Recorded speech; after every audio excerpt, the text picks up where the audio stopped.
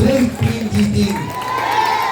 At ito naman po hindi natin ginagawa ito. Hindi natin ginagawa ito para kay Vico. Hindi natin ginagawa para sa kanya to. Pero ang totoo, ang Pilipino, ang kabataang Pilipino na humahanga kay Vico. Pag nakita nila na hinalal natin dito, Straight Team Eating, sasabihin ng kabataang Pilipino, ganun pala, gumawa ako ng tama, maayos ako, manilbihan sa bayan, magbigay ako ng karangalan sa bayan, ako ang susunod na Mayor Vico Soto. Kaya sa darating na lang, maasahan po ba namin, Straight Eating? Dahil po dyan, magandang gabi, Barangay Rosario, mabuhay po ang lungsod ng Pasig. Muli po ang #1 sa balota, Congressman Roman Romulo. Barangay Rosario!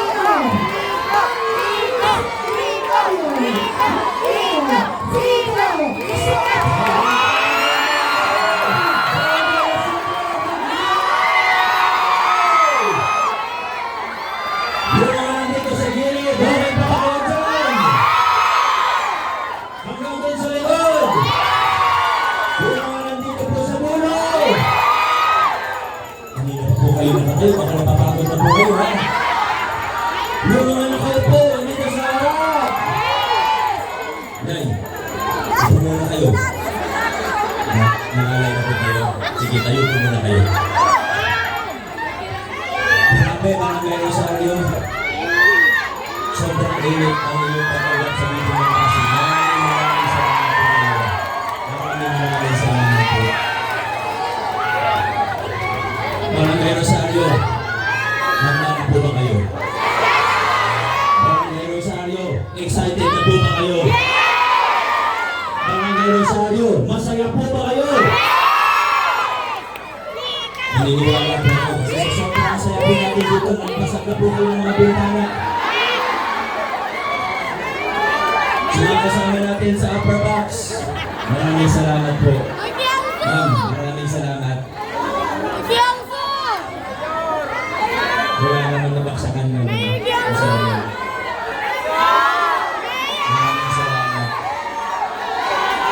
God bless. Barangay Rosario.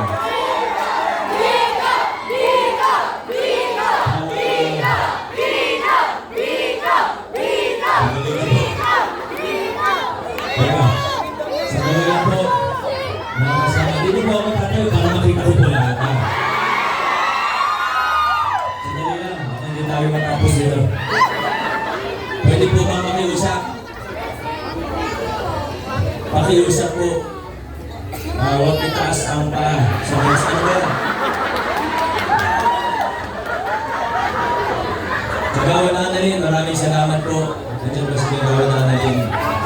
Salamat po, magawin na rin. Si Kagawa na rin. Mahigpit talaga pagdating sa mga pa.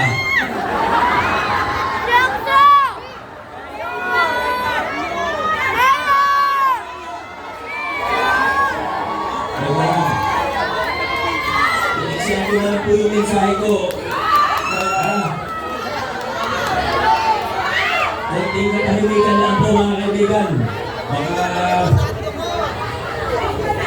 Baka mamaya ating gabi, di pa tayo tapos dito. Okay lang? Hanggang madaling araw tayo dito. Huwag naman. Kailangan din natin matulog. Alam nyo, nakakatuwa po. Habang tinitingnan ko po ang inyong matatamis na ngiti kanina, hindi ko maiwasang mag-flashback ng konti. Taong 2019, iba pa po yung sitwasyon doon. 2019, madalas po, pagka nakikita nyo kami ni Congressman Roman, kahit masaya ay may kunting kaba. Anak, totoo po ba? Meron po bang nananakot sa inyo nun?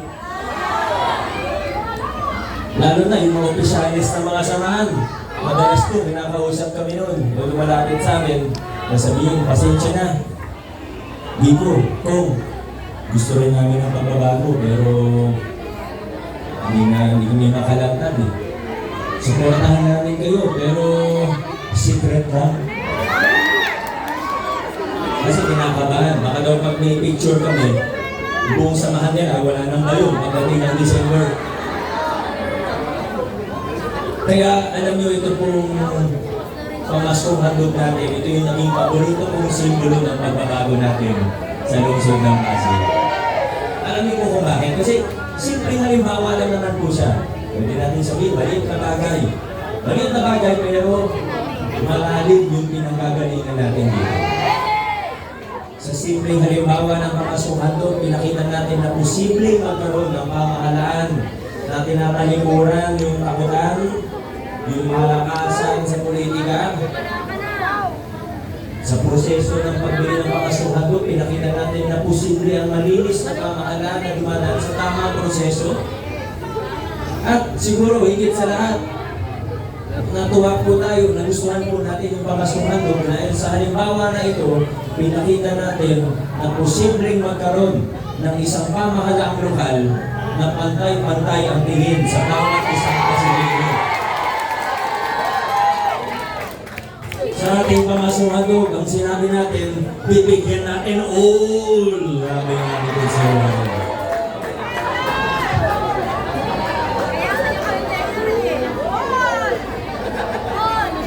At mula 2019, tunay na layunan ang narating natin. Magbibigay na lang po ako ng siguro isang halimbawa na lang. Bagamat marami akong pwedeng banggitin, isa na lang po para hindi na sobrang baka magkatulong hanggang hating gabi po tayo dito. Sige kami.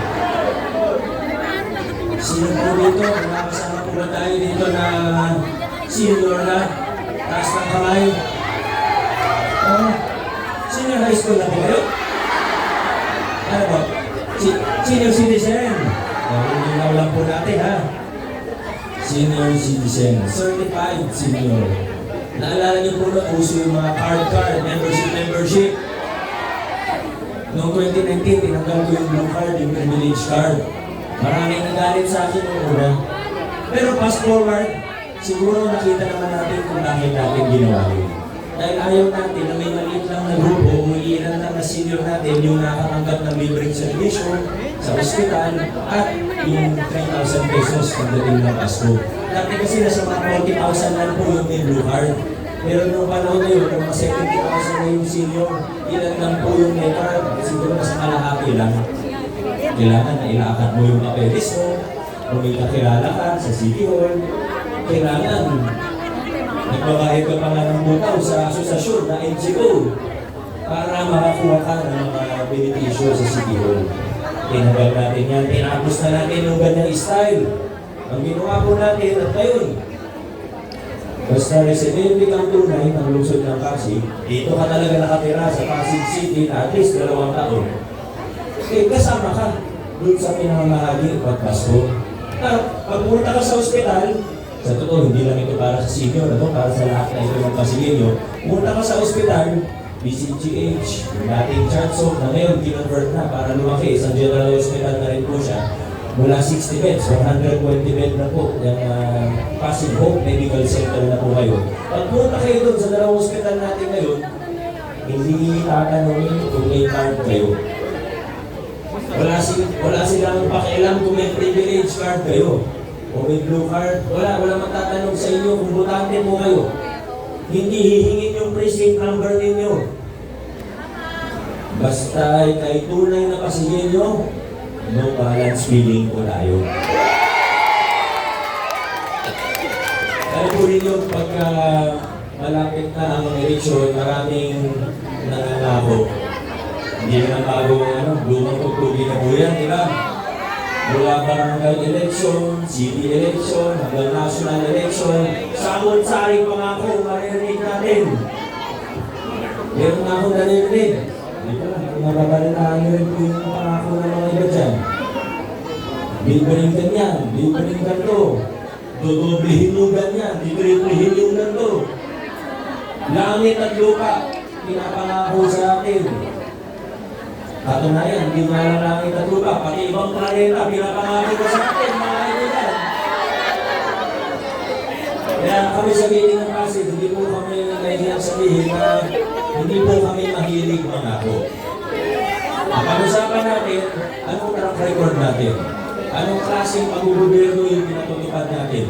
Saan ba tayo patungo bilang isang lungsod? Yan ang pag-usapan po natin. Narinig niyo po, kanina si Vice Mayor Lolo, ang daming magandang nabanggit. Yung tatlong konsyal natin, napapasok na sa second term nila, marami rin pong naikwento sa inyo. Sa totoo, kulang yung oras nila para i-report ang lahat-lahat. Siguro, di ba, alam mo naman, di ba, pag hindi nyo napalitan, mga programa natin. Pero nandito na po tayo sa yugto ng ating lungsod na yung mga lumang serbisyo, lumalawak yung coverage, lumalaki yung mga benepisyo, dinadagdagan natin yung mga tulong. Kahit anong larangan, kahit anong sektor, ang tingnan natin, totoo po ito. Marami rin tayo mga bagong programa.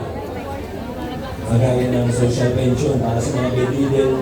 Mag-expand na tayo ngayon ng local senior pension. Sinisama na natin yung may maliliit na SS, qualified na rin sa local senior pension natin. Yung scholarship natin, nagsimula tayo sa 11,000 lang. Ngayon, nasa 25,000 na po. Meron pa tayong pag-asa scholarship program. Bukod pa po sa mga pinapagawa, infrastruktura, gaya ng bagong capitalization lab natin sa PCGH, sa puso. Gaya ng iba't ibang kalsada, halos tapos na po natin lahat na kailangan gawin or barangay. Yung bagong elderly care facility po natin, nagbukas na isang buwan lang. Yung mega dialysis center natin na isa sa pinakamalaki sa buong Pilipinas. Pero higit pa rito, ang importante pong pag-usapan natin, bakit ba natin nagagawa ang mga bagay na ito? Mga kasama, ito po ang mga bunga ng mga pinaghirapan at pinaglaban natin na pagbabago at reforma sa ating lungsod. May iba po na handang gawin ng kahit ano, handang gawin ng lahat. May kita nyo naman po kung paano kumilos, kung ano yung ginagastos, kung ano yung mga ginagawa, yung mga lumang style ng politika. Kaya ang tinawag na trapo, traditional politician. May kita na natin yung kilos at galaw ng iba. Kita nyo ba, ang gawin ng kahit ano, makabalik lang sa pwesto. Maaaring may bagong mukha, pero siguro sila rin yung hindi man sila nakaupo nun, sila yung mga kontratista, sila yung mga nakadikit, yung mga sinasabi nating lumang kalakaran, maaaring sila yung mga nakikinabang doon. Hindi naman nalagpasan na natin, gusto nilang balikan. Yung inukwento kanina ni Pag-Isabal, nakikita natin, namumuhunan. Ang pwedeng sabihin, alam mo pag sinita kasi ang isang politiko, pag sinabi mo na, ba't ang laki mo gumastos? Siguro babawiin mo yan. Alam naman natin, gusto, di ba? Pero yung depensa ng traditional politician, ang depensa ng parang sarili niya, sasabihin niya, bakit tumutulong na ako? Gusto ko lang makatulong. Yan ang linya nila. Pero tingnan natin ang maigi. Una, ang tulong sa akin ng mga magulang ko, kung gusto mong tumulong sa kapwa mo, hindi ka dapat humingi ng kahit anong pabalik. Kung gusto mong tumulong at totoo yung pagtulong, ang totoong tulong, walang hinihinging kapalit. Yan po una sa lahat. Pangalawa, ito, lalo na sa nanay ko. Alam nyo, wala naman sigurong masamang ipagbiyabang ko ang aking nanay. Kilala niyo naman ang nanay ko, di ba? Tama po kasi ang pangalan. Anong Ruby? Ruby. Ruby Rodriguez, iba yun ha? Nanay ko, isa sa pinakagalanting tao na nakilala ko. Ang nanay ko talagang tulong-tulong. Pero never pumasok sa politika ang nanay ko. Sa madaling salita, kung gusto mo tumulong, hindi posisyon ang hahanapin mo. Dapat pinipili natin para sa posisyon kung sino yung pinaka-kwalipikado, kung sino yung pinaka-maayos. Hindi, Pero pangatlo, tingnan din po natin. Kung sige, sabihin natin, pagbigyan natin sila, tumutulong. masarap tulong. Pag may nakikita na tayo, totoong tulong sa tao, ako pa nga na magpapasalamat sa kanila. Pero pansinin po ninyo, sa laki ng ginagastos, hindi lang milyon na bilyon na ginagastos. Kwentahin po ninyo, tingnan po natin, ano ba yung mga ginagastosan? Yung tulong, magkano po kaya yan? Pag tinignan po talaga natin, yung sinasabing tulong, yung ayuda, yung bigas, yung mga tulong ka, maliit lang na bahagi yun sa ginagastos nila. Noong unang pong nagpapakilala, ano po ba yung unang pinagawa? Yung mga welcome marker ng barangay, nakakatulong na yan. Parang hindi naman tulong yun, gusto na magpakilala. Yung billboard, alam niyo po kung magkano ang billboard? Wala kang mabibili, wala kang mararentahan na billboard na 100,000 per month. Wala po, lalo na sa main road, C5. Wala po, tanungin nyo, kung may kakilala kayo sa marketing o sa ganoong larangan, baka may alam po kayo, wala kayong makukuha ng 100,000 lang. Kung maabot ng milyon, kada buwan ang billboard. Hindi naman nakakatulong yun. So, malinaw na hindi tulong yung anak ko yung posisyon. Pero alam niyo, hindi naman ako nababahala. Kaya ako lang po binabanggit ito. Kasi ito po yung naging siklo sa buong Pilipinas. Ito yung naging siklo na kaya tayo na-stack up bilang isang bansa. Kaya tayo hindi makaahon-ahon mula sa kahirapan. Kaya na-stack tayo sa siklo ng korupsyon at ganitong klaseng politika. Pero ang magandang balita po sa lungsod ng Pasig, naputol na natin itong masamang siklo. Naputol na natin ang mga kasama.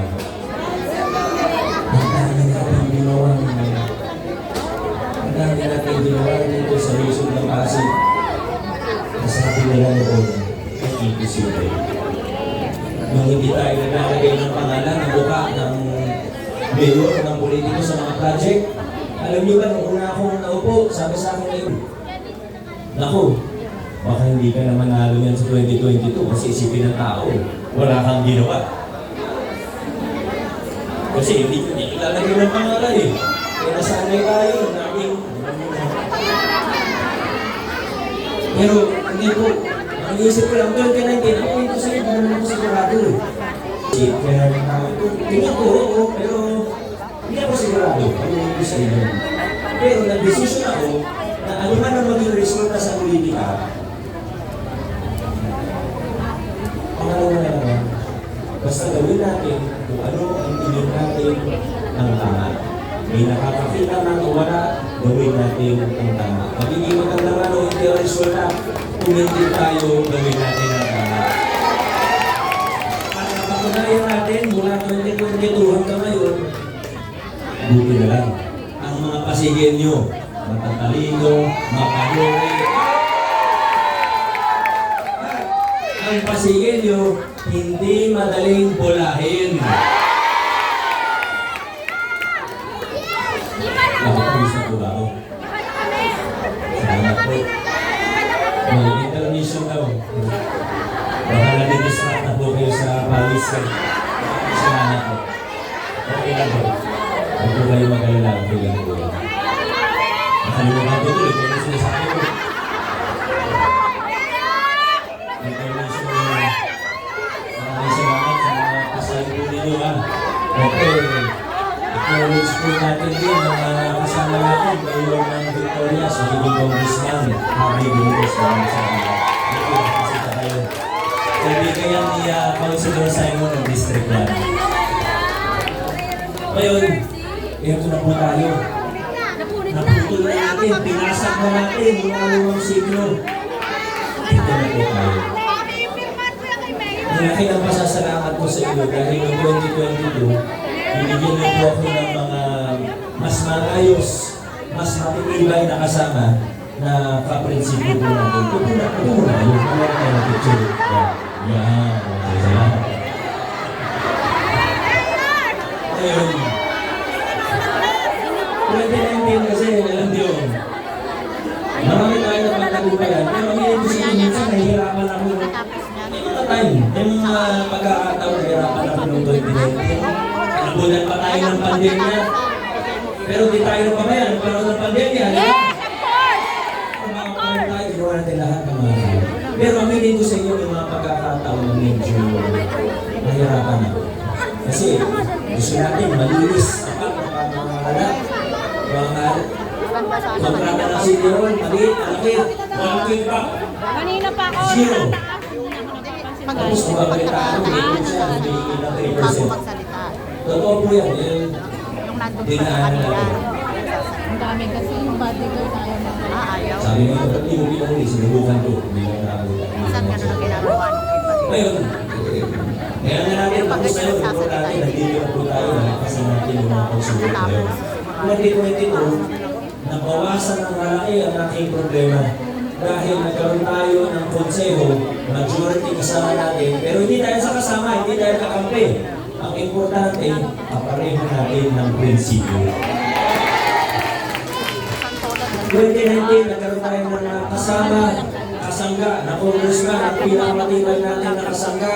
Kahit di ko panggitin, alam ko sigurado na po kayo, congressman, Romano na po yan. Pero noong 2022, nagkaroon din tayo ng konseho sa paungunan ng isang vice mayor Pawis na pawis na. na ayos, Kawawa naman. professional, at Diyan lang ako na yan. Hindi ko papawisan. alam niyo kung gaano ka-professional si Vice Mayor Dodot. May meeting kami, 8 a.m., 7:59, nandun na po siya, mga kasama. Pero mas importante pa, may paninindigan. Umayos ang City Council dahil kay Vice Mayor Dodot Jaworski. At yung tatlo natin kasama sa District 2 na papunta na sa ikalawang termino nila, masasabi ko po, sila ay totoong nagtrabaho. Marami tayong nagawa na hindi ko po nagawa kung hindi sila kasama. Pagpapatupad ng ordinansa para mas mapadali ang pagpapakabit ng kuryente para maging legal at ligtas, imbis na jumper, imbis na submeter, flood control master plan na nasa ikatlong buwan na po ng pagbabalangkas para hindi tagpi-tagpi yung gawa ng City Hall. Ang tumulong sa akin dyan, Councilor Bubu Slim, ang bumbilya ng konseho. Pagpapatupad ng solar ordinance para sa tayo sa mga una. Social pension bedridden. Wapo natin yan sa tulong ni Councilor Angelo De Leon.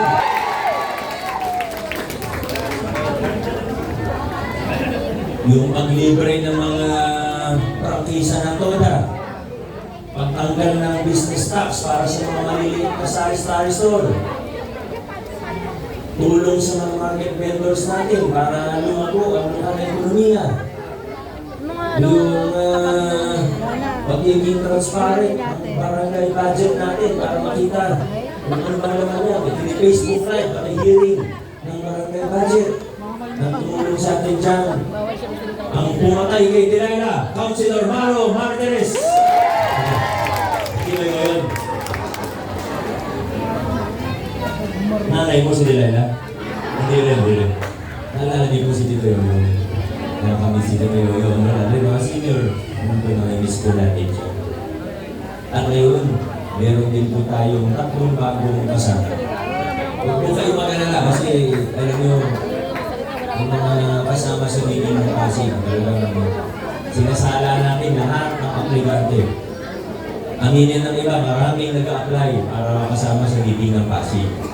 Pero ang una ko pong tinatanong sa isang aplikante para maging konsehan ng meeting, bakit mo ba gusto mo ako?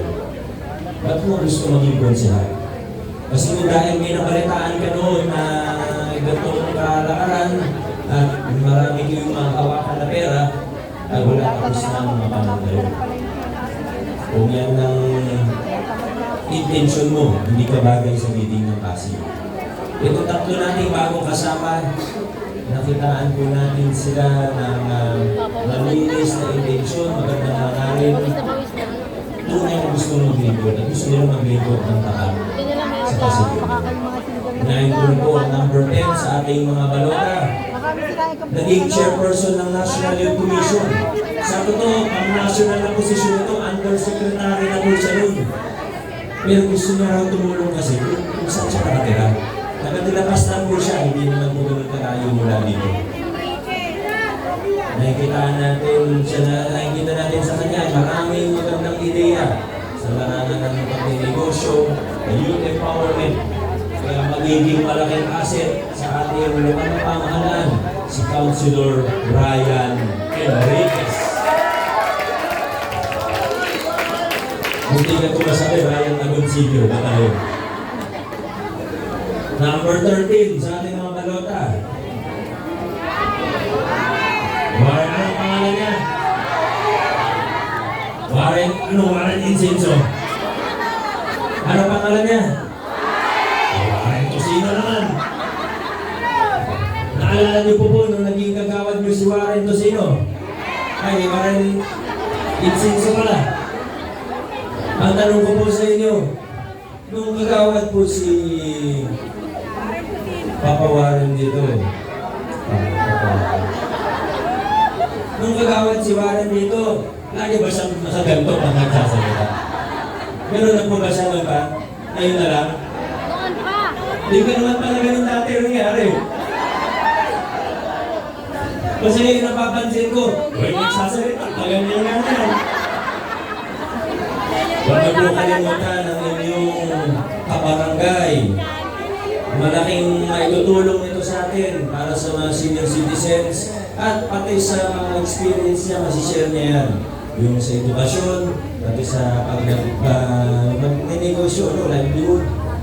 Warren Inocencio. Last but not the least, ito po, number 15 sa ating mga balota. Sabi niya, save the cutest for last. Kaya na, talaga naman. Number 14 sa ating mga balota, naging kagawad ng Laguna. Maganda yung programa niya laban sa malnutrisyon. Ako po, bilang mayor, pinag-aaralan ko po yung programa niya bilang kagawad. Kaya sigurado po ako, magiging malaki ang tulong niya sa atin. Ang apelido niya po ay hindi Kabunda, Raimundo. Malinaw na po tayo, Boy Raimundo. Mga kasama, mga Barangay Rosario, malayo na po ang narating natin bilang isang lungsod. Inayawan na natin ang kakutan, kinalimutan na natin ang palakasan, giniba natin yung sistema ng korupsyon sa City Hall. Hindi pa natin kaya sabihin na perfecto tayo dahil wala naman pong perfectong gobyerno. Kaya po siguro natin sabihin na tayo ay nasa tamang direksyon. Kaya kung naniniwala po tayo, mga kasama, na tayo po ay nasa tamang direksyon bilang isang lungsod, Finger heart! huwag na po tayong lumigo-ligo. Mas lalo tayong huwag mag-U-turn pabalik sa mga lumang kalakaran na tinapos na natin. Mga kaibigan, sa lungsod ng Pasig, dire-diretso lang po tayo. Pakapate, pasulong, pag-beso sa Kalooban, Pasig City. Maraming salamat sa inyo lahat. Naniniboto ang number 4 sa balota, Mayor Vico Soto, Barangay Rosario, Boats Plate, Kiting ng Pasig. Maraming salamat po.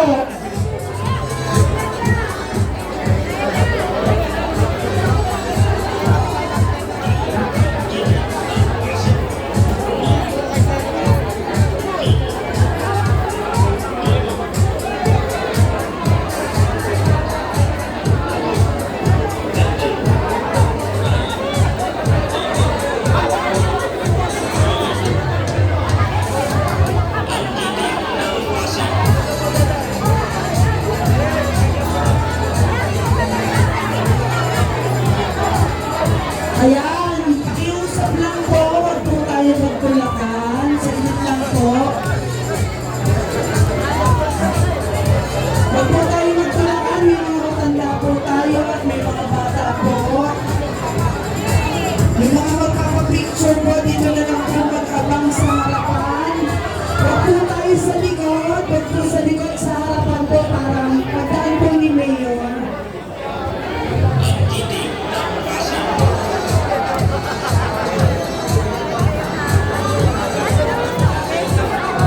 Ayan, wag po magtulakan. Pakiusap lang po.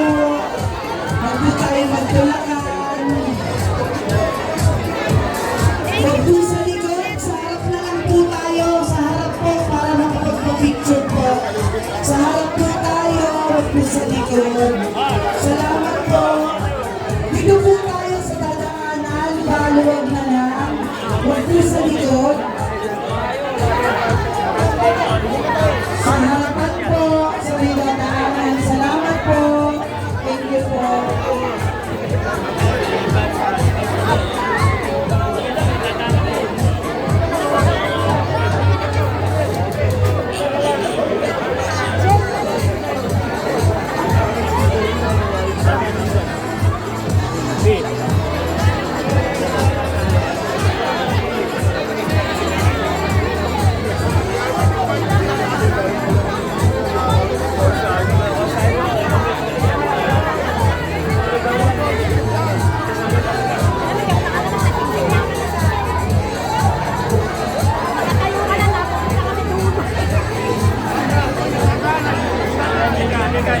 Makaipit yung baby. Ano po tayo magtulakan.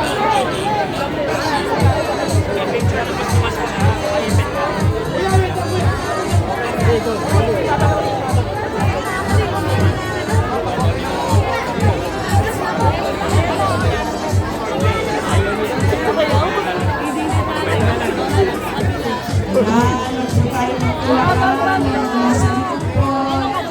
Makikisuyo na po. Sa harap na lang po tayo. Salamat po.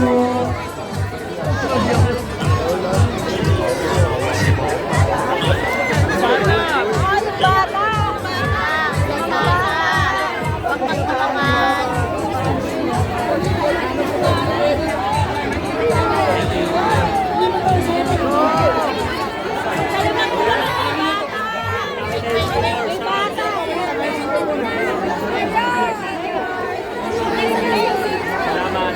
Padaanin po. Padaanin po. Padaanin po. Maraming salamat. God bless. Ano, dali lang.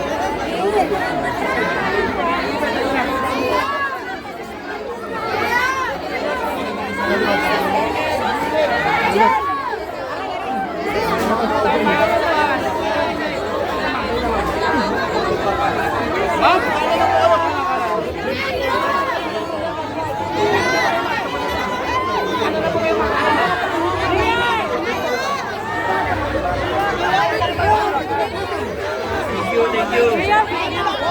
Salamat. Wala pa tulak. Huwag magtulakan. Kawawa ang senior.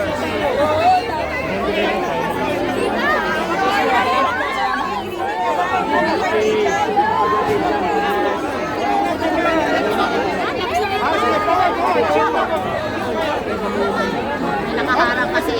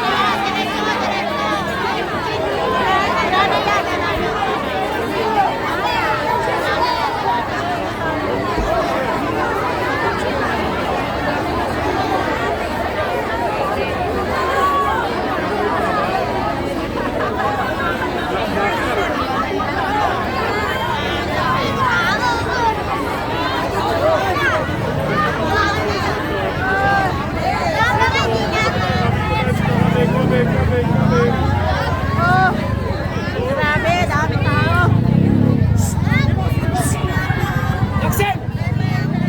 Boss, thank you.